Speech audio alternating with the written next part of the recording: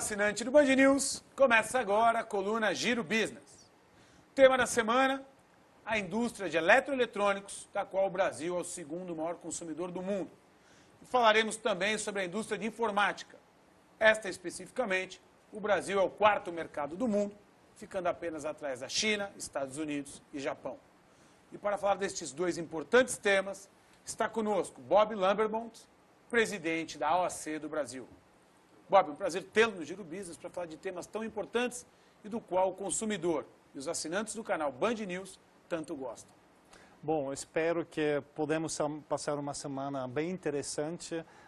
Gosto de contribuir, gosto de trocar ideias, de falar de negócios e de um negócio tão apaixonante como a indústria eletroeletrônica.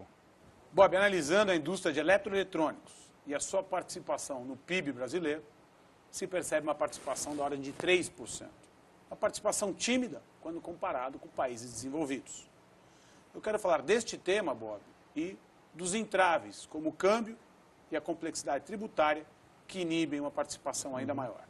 Antes disso, vou chamar uma reportagem que fala a respeito, para que a gente possa discutir sobre o setor. Okay. Em média, a carga tributária que incide sobre os produtos eletrônicos fica entre 42% e 54%, 18% de ICMS, 16% de imposto de importação, 15% de IPI, 7,6% de COFINS e 1,65% de PIS. No ano passado, a indústria de eletrônicos foi beneficiada pela redução de 20% sobre a contribuição patronal paga ao INSS. Em troca, as empresas tiveram que pagar um imposto adicional que varia entre 1% a 2% sobre o faturamento. Segundo a BNE, com o benefício, as indústrias do setor repassaram o ganho para o consumidor. Enquanto que o índice de preços ao consumidor amplo subiu 5,84% no ano passado, a inflação acumulada dos itens do setor foi de, em média, 2,74%. Uma atitude assertiva por parte da indústria de eletroeletrônicos de repassar ao consumidor as vantagens tributárias que lhe foram ofertadas pelo governo, permitindo o crescimento desse setor. Agora, Bob, como a complexidade tributária interfere nesse setor no dia a dia, dado o tamanho do Brasil, o número de estados e a complexidade na distribuição? Bom, se eu falo com nossos distribuidores, o negócio deles, metade é a parte de promoção e vendas, a outra parte é cuidar da parte fiscal. Onde faturar, como faturar, ficar pensando em tudo isso e ficar acompanhando as mudanças de substituição tributária, da guerra tributária entre estados como Amazonas e São Paulo. Cada estado tem várias regiões, então tem uma complexidade gigantesca de impostos. E isso realmente nos leva ao departamento financeiro fiscal, é forte, é grande aqui. O pessoal de fora não consegue entender que precisa de tantas pessoas, mas é absolutamente necessário para não fazer erros. Então, essa complexidade tributária interfere onde você vai localizar uma fábrica, se é em Manaus, se é em São Paulo, se é em outra região.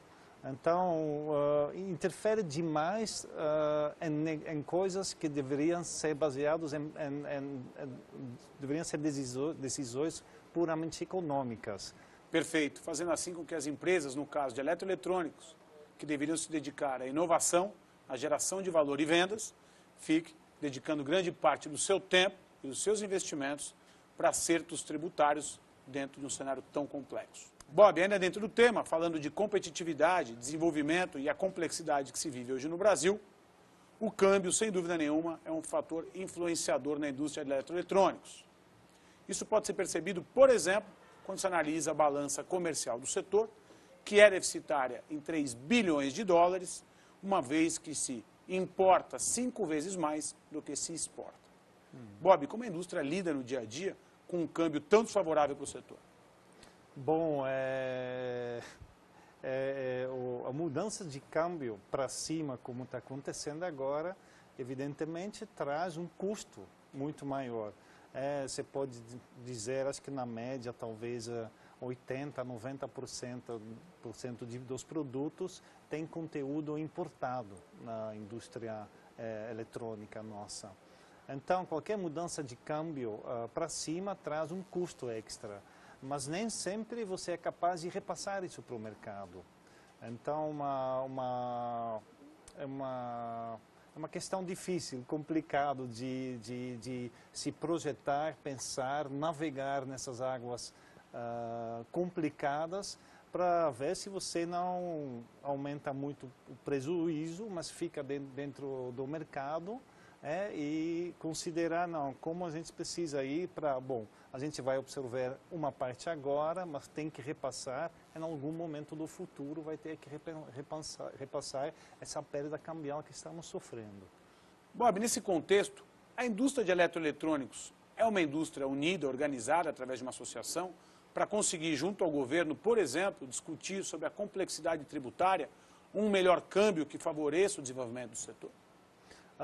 Bom, para discutir com o governo, o setor é bastante bem organizado.